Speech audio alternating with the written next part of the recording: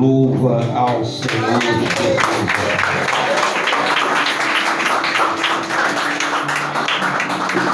Glória a Deus, aleluia. Meus irmãos, eu estou com muito temor a Deus aqui nessa noite.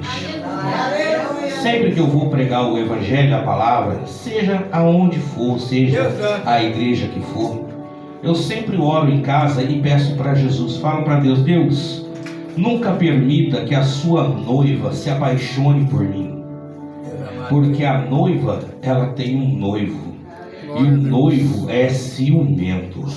A hora que o noivo olhar lá de cima e ver que a noiva dele aqui embaixo está dando mais atenção para o pastor, mais atenção para o pregador, ele arranca o pastor, ele arranca o pregador, porque Deus foi capaz de dividir até o seu próprio filho, mas a sua glória ele não divide com ninguém.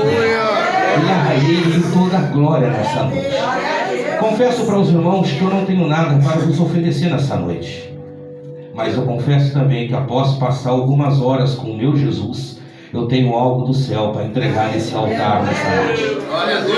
E desde que o pastor Agenor me fez o convite, eu pus-me a buscar a Deus, pedindo a Deus uma palavra para estar ministrando aqui nessa noite. Porque eu, como homem que sou, conheço alguns dos senhores que aqui estão, mas eu conheço do lado de fora. Mas a minha Bíblia diz que há um Deus no céu nessa noite que te conhece pelo lado de dentro.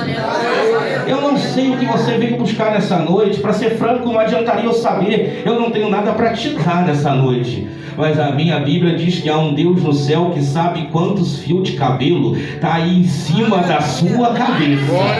Então ninguém melhor do que esse Deus para falar aqui nessa noite. Aleluia. Fala comigo assim, fala Deus. Fala Deus. Que o teu servo ouve. Que o teu servo Aleluia. E a palavra que Deus colocou no meu coração nesta noite está no Evangelho de Marcos, no capítulo 4. Aqui conta uma das histórias mais conhecidas do Novo Testamento, né? Quem nunca leu a passagem que Jesus acalma o vento e acalma o mar? Mas eu queria chamar a atenção dos irmãos. Eu não sei se os irmãos já repararam, aqueles que costumam ler a Bíblia já devem ter percebido que muitas das vezes a mesma passagem é contada diferente nos livros do Novo Testamento. Às vezes a mesma passagem de Marcos é contado diferente no livro de Mateus e é contado diferente no livro de Lucas.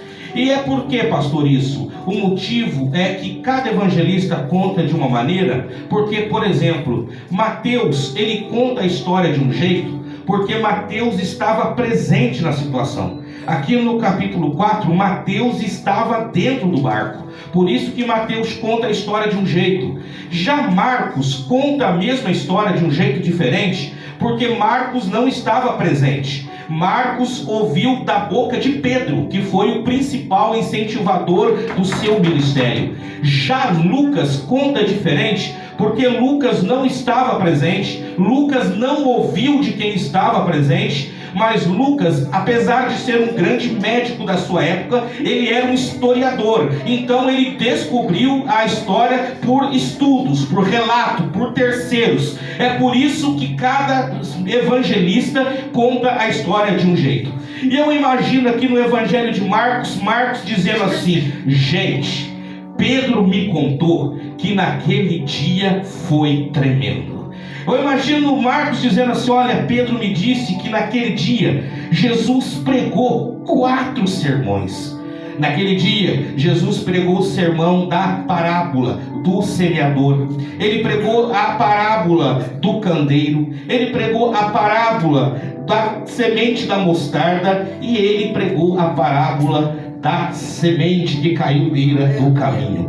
Mas eu quero chamar a sua atenção aqui, que pregar 4 sermões na época de Jesus não é igual a gente pregar 4 sermão hoje. Hoje nós temos toda uma estrutura. Hoje nós temos um som bom, nós temos um fundo musical, um microfone de qualidade, que a nossa voz vai embora. Naquela época não. Você consegue imaginar você pregar uma palavra para 5.000 pessoas? uma palavra de 2 horas no gogó. Você imagina Jesus agora com um sermão de pelo menos 8 horas na garganta, para uma multidão de 5.000 pessoas em cada sermão que ele pregou? Foi isso que aconteceu. E a Bíblia diz que eu acredito que aquele dia, Jesus tirou aquele dia para pregar. E a Bíblia diz que quando já estava se entardecendo, Jesus já estava cansado, acredito eu. Pastor, Jesus cansou? Como homem ele cansou, mas como Deus ele disse e diz até hoje: vinde a mim os cansados e oprimidos, que eu vos aliviarei. Aleluia.